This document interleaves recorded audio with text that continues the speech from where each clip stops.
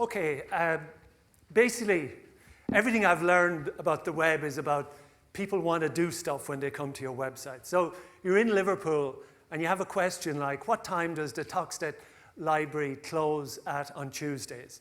Because that's the essence of why we use websites. They're what I've found a concept, top tasks. In council websites, we've looked at council websites in the UK, in Canada, New Zealand, all over the world.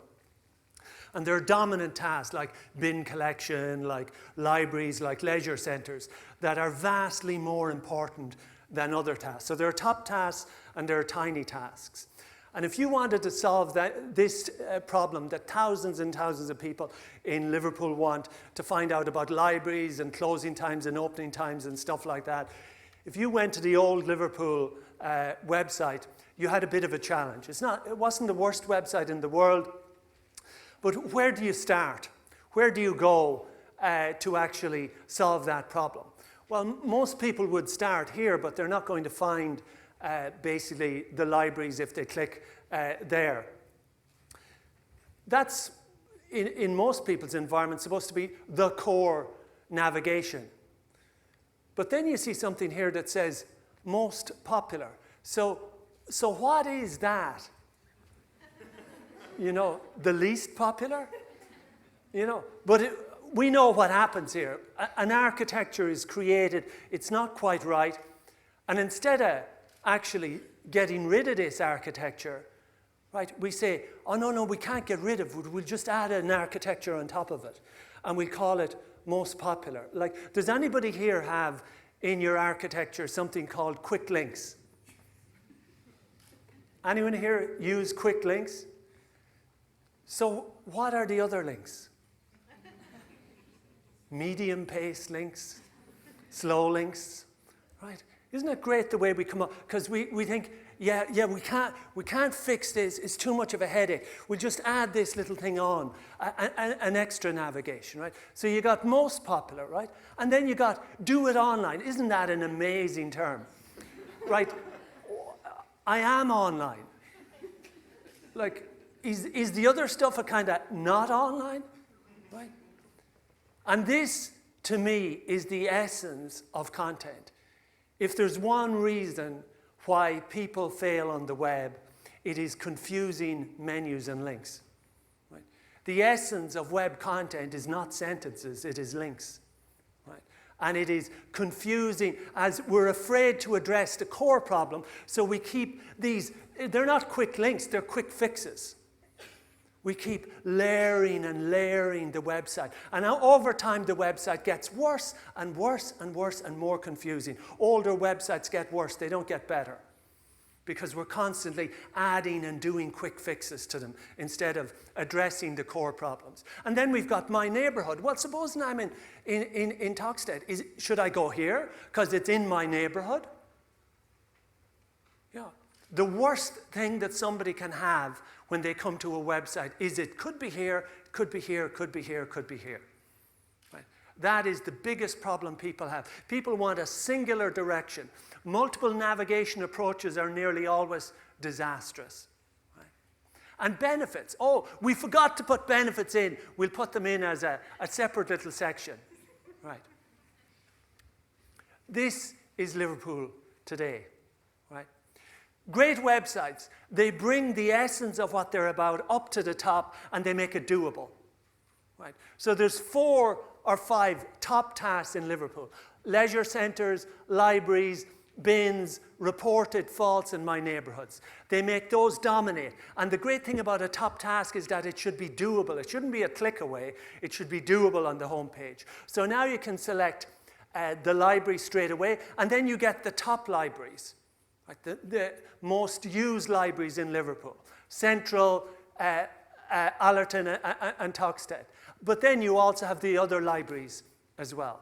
So within one click, you can get to Toxteth and you can get to a page which has been radically simplified. Right? No more content about the history of the library or when it was built, just the address, the opening times, the facilities, and the map. So Liverpool went from about 5,000 pages down to about 700 pages. And what happened? They had the lowest monthly support call volumes, right, within 3 months, right? Their online reporting went up by 400%. They had 4 complaints from citizens of Liverpool. And they had hundreds of complaints from staff, the content writers, saying, where's my content? Right.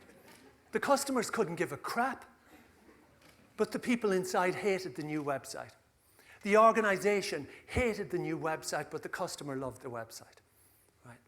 Almost a 90% reduction. Most websites need to get rid of 90% of their content. As writers, I'm a writer, we overwrite. Right, vastly. Content people are too in love with their words, too in love with their content. People want clinical, absolutely straight to the point stuff, the customer. Strip away, get to the essence. What is the task? They want to get in, they want to get out as quickly as possible. This is a great Norwegian company called NetLife Research, and their motto is, we cut content. Right. 90% of your content is crap. We help you get rid of it. Right. They did it for Telenor, a big Scandinavian telco. Right. Got rid of 87% of their content. Right. Total page views reduced from 4,000 to 500. Conversion rate increased by 100%. So they were selling 100% more stuff. Right. 100% more stuff. Emails to customer service were down by 35%. Email is their primary channel for doing support. Right. So they were getting 35% less emails into support. They got rid of 3,500 pages and they were getting 35% less queries coming through email. That doesn't make sense, does it? Right. Customer satisfaction ratings went up. You know, this is the age of overload. We're producing far too much irrelevant information and content. We are not understanding our customers enough and the essence of why they're at the website and what they're trying to do. One of the breakthroughs that helped conversion for Telenor was that they got rid of a whole bunch of classical marketing content, but they start introducing some new content in these 500 pages, and it was to do with what they call here customer service or support. There's been a big change in the way people buy on the web. Historically, the way people bought before the web is they bought through being marketed at or advertising, marketing, messaging, all this lovely language. Today, people go to websites to find things like the installation guide. Right. The stuff which was classically considered as support or the stuff that you got after the sale is now driving the sale in a whole load of worlds and markets around the world. People want the meat. They have specific questions when they go to the web. The web is not Sunday morning reading. It is the essence of, I have a very specific problem and I want a solution to that problem. So when they started introducing stuff of how do you install this dongle, this remote dongle? What are the experiences of troubleshooting? They actually sold more. So this stuff that many organizations feel is the stuff that customers look at after the sale is the stuff that many customers are looking at before the sale. So support is the new marketing. Support is the new sales in many ways. This content which has been totally neglected is critically important. And the content that many people thought was the really important stuff, people can't wait to get away from it. Right. The classical marketing, oh, lovely customer, this increases your performance, etc. This is in Microsoft, right? Windows embedded. They're operating systems for cash registers and stuff like that. So how do you know a website is working? You test very specific tasks on it. Right? In order to load an unsigned driver in Windows Embedded Standard 7, what checks must be disabled? Right? So you create very specific tasks and you watch people use the website, real programmers who are programming in Windows Embedded, and you observe their behavior with GoToMeeting or WebEx. Right? Remote testing is revolutionizing the ability for us to understand our customer. Remote testing is better, faster, and cheaper than traditional usability testing. Right? It is better because in traditional usability testing, you bring people into a room, you have cameras, you sit them down in front of a computer that isn't theirs, and then you say, just act natural. Yeah. Whereas with remote testing, they're at their own computer in their own office. You're much more likely to get natural behavior. So we tested this with a bunch of engineers programming. In order to load an unsigned driver in Windows Embedded Standard 7, what checks must be disabled? And one of the things we immediately began to notice is they didn't know where to start. They said, oh, is it a component? Some people clicked on OS components. Some people clicked on design. Do you know what they should have clicked on? According to Microsoft, right? They should have clicked on articles. Oh, yeah, that's where you'd start, wouldn't you? You'd click on articles, you know, or videos. I mean, isn't that extraordinary navigation? Oh, yeah, I've got a problem. I'll click on blogs. I click on videos. That'll really help me. Like, that's been in London, and you see a sign for streets. Oh, yeah, I'm going to Oxford Street. It must be that way. Right? So they were supposed to click on articles, and then they were supposed to click here, building and customizing an image FAQs. Anybody here got FAQs on your website? Frequently asked questions, yeah? How does your customer know their question is frequently asked or not?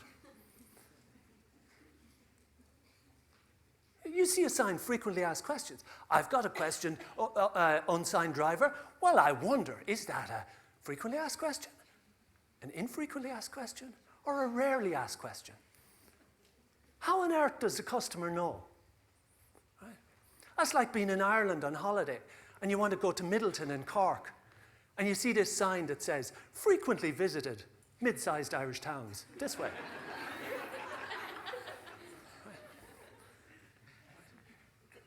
Nobody clicked on FAQs. No, because how on earth? We come up with these internal, frequently asked questions are disastrous navigation. They're like quick links. They're like useful links. They're like all these stupid names we come up with for stuff, right? These are why people fail on websites. Now, some people got to this page through search, right? And they found it almost impossible, because there's too much stuff here. But you even look, this is terrible web content. Kill the sentences. Nobody wants sentences anymore. Right? Because you can't scan this. We know they were supposed to click on number 6, but we know from years and years of studies that the first 3 or 4 words are absolutely essential. And if the first 3 or 4 words are not truly informative, the customer skims and moves on. Right? So if we were creating this as it's too long to begin with, but we'd kill these sentences, and instead we'd change to something like, try and always begin with the essence, the setting, the disabling, the third party. Always get to the meat. Most, in the English language, you should take every sentence, right, turn it from back to front, then cut it in half. Right? If you want to create a good web sentence. So beginning from the essence of what people are trying to do. So we were testing away in Microsoft, and when we test 3 things. We test, can they complete the task?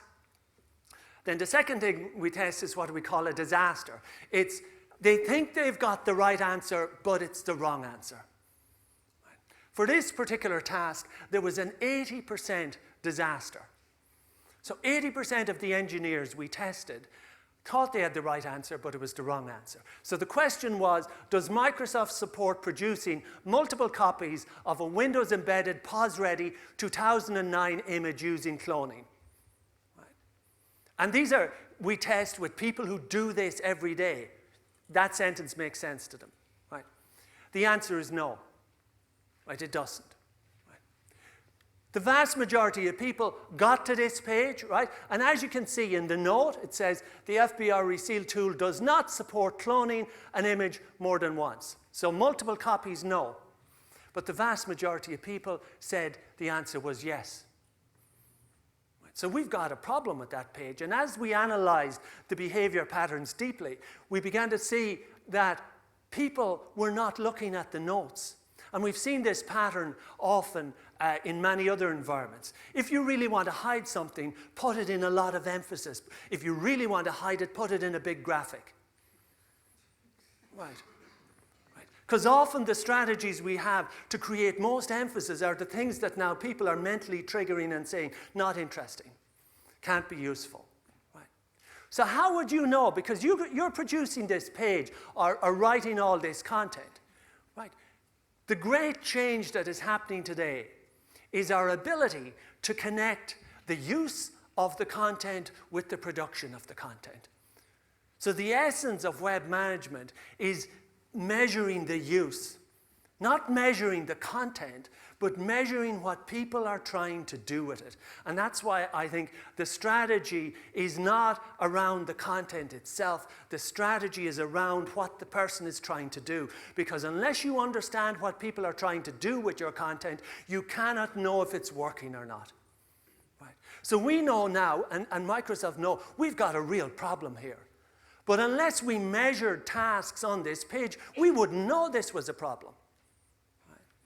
So this is the breakthrough. Manage the use, manage the output, not the input of the environment. This is Sims, very popular game. I'm sure some of you have played it over the years. They wanted to increase registration for a new version of the game. So they created 2 pages with the exact same offer. So the exact same type of stuff that you're getting. But the headings are slightly different. This says, register your game and get a free new town now. This says, free game content, tips and tools. You're getting the same stuff, but it's a different heading, slightly ordered different bullet points, and they're different graphics. Right. They tested. Right. So let's say there's 50,000 people a day visiting.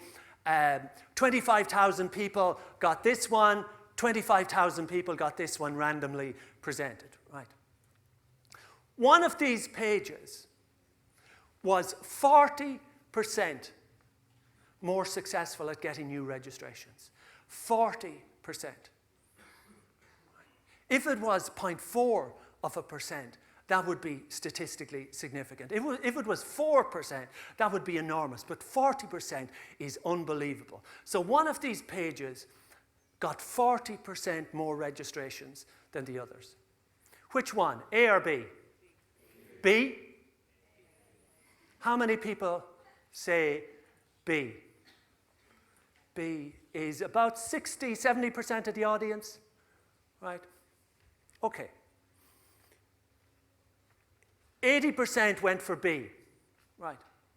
80% went for B on a website called Which Test One, right, which is where I found this, which is an excellent website that analyzes this sort of behavior. And these 80% of people were people like us, right? Marketers, web content people, web professionals.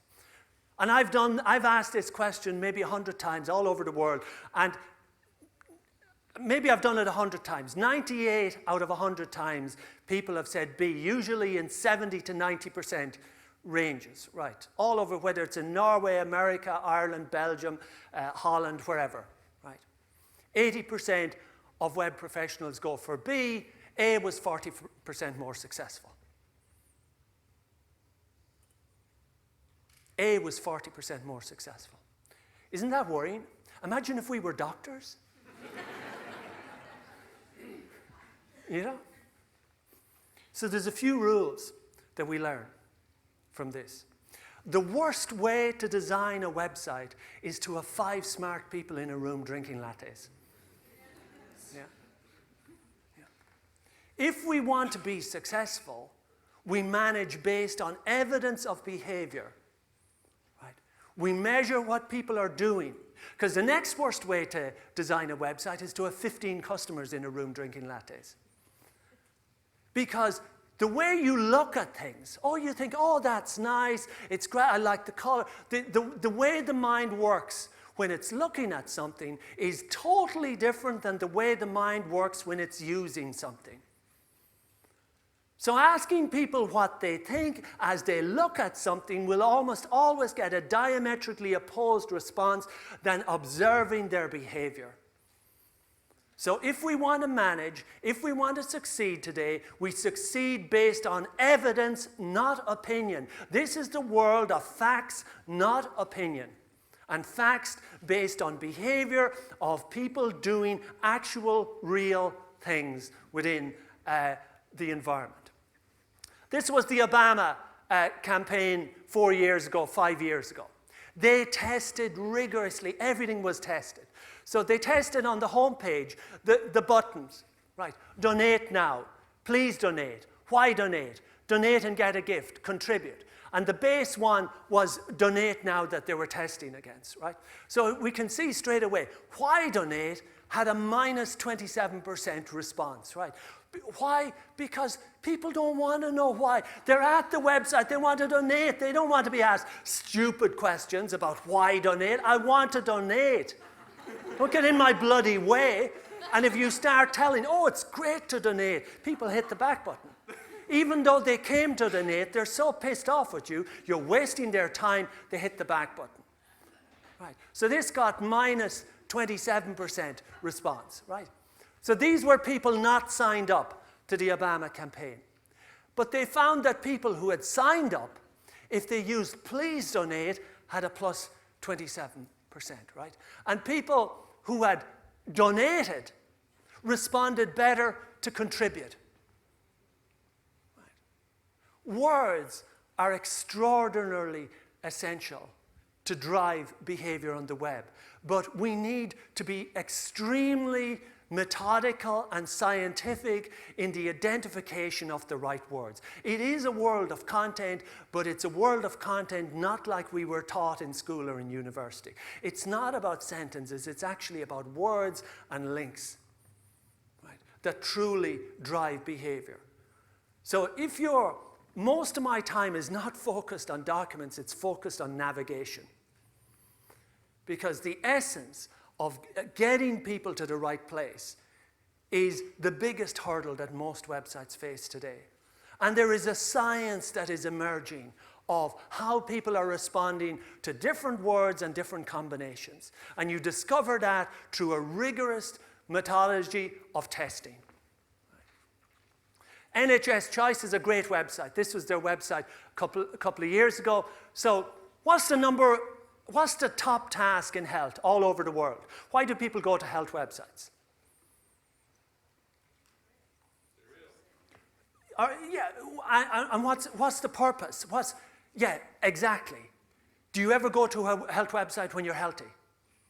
You don't know. But governments want you to when you're healthy, go there and do all sorts of good things. And often government strategy gets in the way because it's directed towards people who are healthy, that they want them to stay healthy. Right, or even get healthier, right? But you go to health websites because you've got a symptom, or your child has got a symptom. You want to check a symptom, right? The number one task all over the world. You want to check a symptom, right? So let's say we did a little bit of testing and we said, oh, you put in stomach pain. That's a symptom. So if you put in stomach pain in the search box there a couple of years ago, and you clicked on that, and you got a page that says, the first result was real stories, stomach cancer? My God.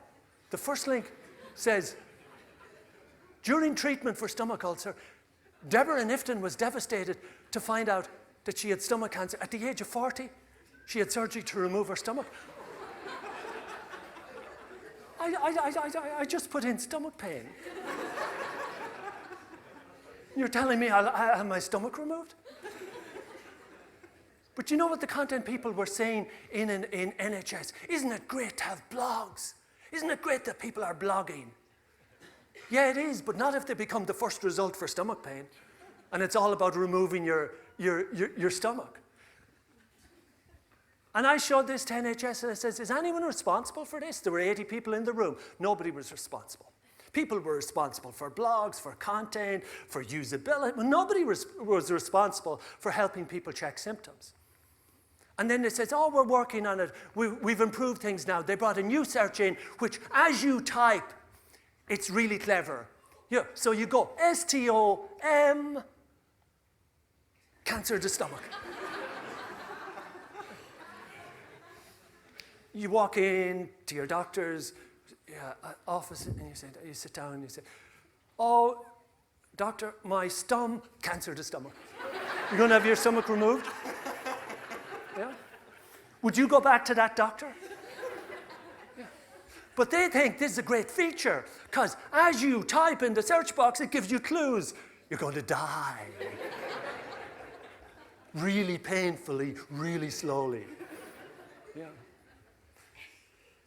Nobody's managing this. You try NHS today, it still has that. Yeah. Because nobody feels responsible for helping people check symptoms. Or people say, I manage the search engine, but I don't manage helping people find stuff. Yeah? We're managing all the little parts, the contents, the tools. We're not managing what really matters, and what really matters is helping people be successful, our customers. We're managing the wrong things. Right? Manage the tasks of our customers, not the things behind the scenes. Microsoft, Excel. People were coming and they were searching for remove conditional formatting. So you're in Excel, you've done some formatting, and you want to get rid of it, right? So thousands of people were searching. Because people often think, oh yeah, we just look at the search and that'll tell us everything, right? Not really. They created a page, but there was dissatisfaction with the page. No matter how many times they rewrote the page, there was always big negative dissatisfaction with the page. So they had to dig deeper and really try and find out, what do people really mean when they search for remove conditional formatting?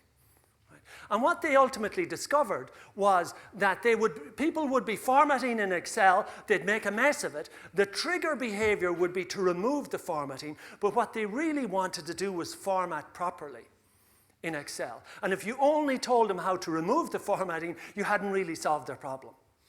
So they had two pages, one which was remove conditional formatting, and the other which had the whole stuff, format text in a variety of ways. They deleted the remove conditional formatting page, and they made sure that people got to this page when they searched for remove conditional formatting. Satisfaction increased for the first time. So search is often just a hint of the task. Right? The words that we use in search are not always reflective of the true task that we are seeking to do on the site. This is the BP web team, or was the BP web team after the oil slick. They were delighted. They had so many visitors. It was great. And this is the Toyota web team after the recall. Hey, they were all getting bonuses. Right? And this is the Microsoft Vista web team after they launched Vista.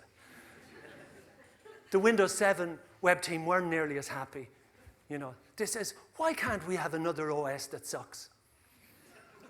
Because we became so popular, everybody loves us. Right? Most of our metrics are totally useless and counterproductive. Number of visitors, repeat visitors. That sounds like repeat offenders. I couldn't find it the first time. Right? Length of time on page. What a stupid measure. Right? And of course, the original of all, hits. You all know what HIT stands for? How idiots track success. Right? So they did this test on two menus. Right? One had lots of text on it. One had much less text on it, same basic menu. And they did heat mapping, where they put these tiny cameras and they watch how long are people, what are they focusing on? Because isn't it good? Focusing. Isn't focus good? Right. Imagine if you were doing heat mapping on motorways, you're saying, oh, they're really focusing on the signs a lot. Good.